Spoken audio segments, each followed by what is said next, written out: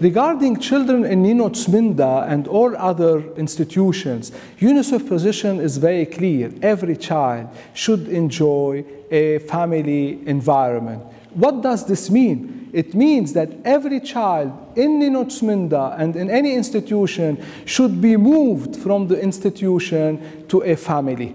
Now the family, the priority goes to the biological family.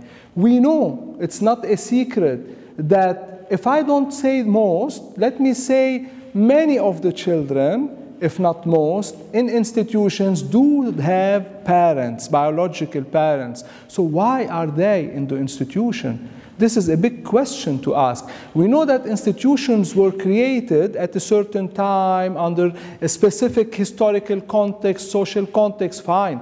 But nowadays, they are totally incompatible with the modern concepts of child rights and also with the modern concept of the state. So that's why every child should be moved from the institution, Ninot Sminda and any other institution, to the biological family as a priority, or to a alternative family care, which could be a foster family or adoptive family. And I have come to know that there are thousands of families in Georgia who would like to adopt a child. So we call the government, as UNICEF, to have a solid plan to prepare families and to make sure that children are received by adoptive families or by foster families as well. This is the priority. First, I would like to congratulate again the Ministry of Health and Social Affairs, the Patriarchate, UNICEF, and World Vision for this cooperation which has been established. I already mentioned in the media that this cooperation is established to support the deinstitutionalization process of children. Now, preparing a deinstitutionalization plan by the government is a must.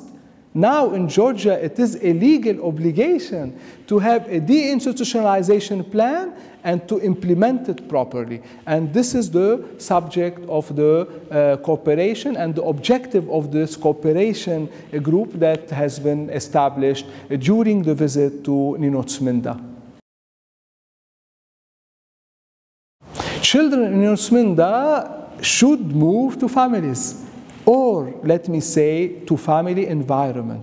Now, if biological family is not there, if foster family is not possible, if there is no family to adopt the child, then the government of Georgia recognized also family-type small-scale houses as also acceptable. This means, according to us in UNICEF, full respect of all children's rights within the environment in which the children have to grow up. So, but let us keep in mind the priority. The priority is going back to the biological family, then to adoption or fostering, and then if these three are not possible, then a small-scale family-type home could be also an acceptable form of alternative family care, complying with all the standards. There should be first analysis of the pull and push factors for institutionalization of children.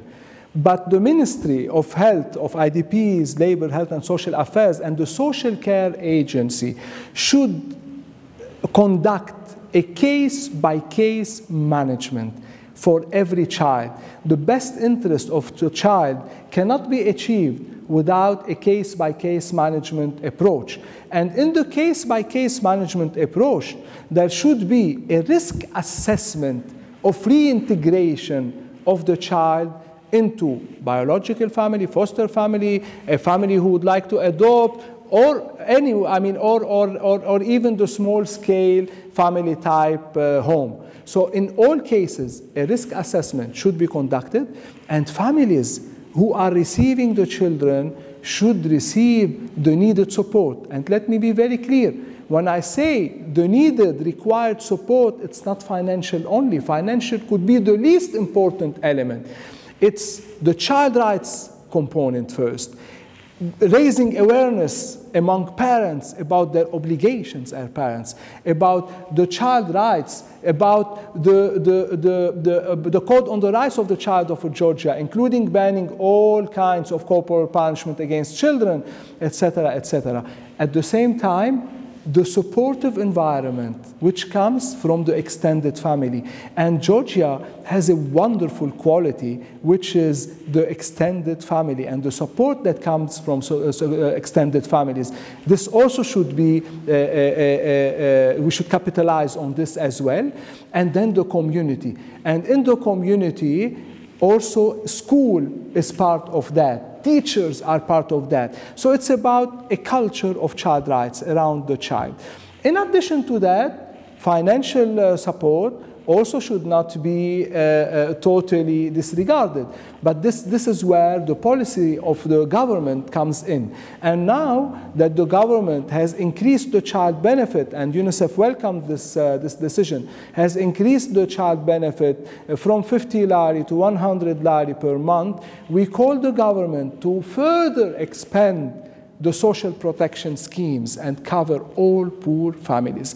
We know that child poverty is the main factor of institutionalizing children or sending children to institutions, but it is not the only one. The level of child rights awareness is also very important in this. So having said this, an appropriate study, appropriate analysis should be conducted and always taking into account the best interest of the child. The social care agency is key in implementing this. UNICEF globally has a solid partnership with faith-based organizations. Why? Because religious leaders are very close to the community and also they influence. That's why we promote child rights amongst religious leaders, not only in Georgia, globally, and at the same time we expect them to promote child rights and also to promote protection of children's rights.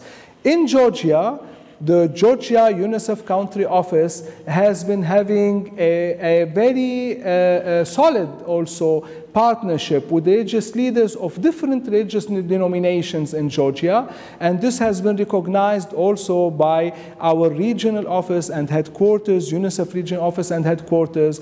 And while promoting children's rights, we also covered other issues, like for instance, during the COVID-19 pandemic, how to spread correct information about COVID-19, how to reduce violence against children during COVID-19, and now this is another chapter of cooperation with the religious leaders for deinstitutionalization of children. But this is under the Ministry of IDPs, Labor, Health and Social Affairs. The ministry has the leadership, and UNICEF will support the process, but in close cooperation and collaboration with all the religious denominations who have child institutions in Georgia.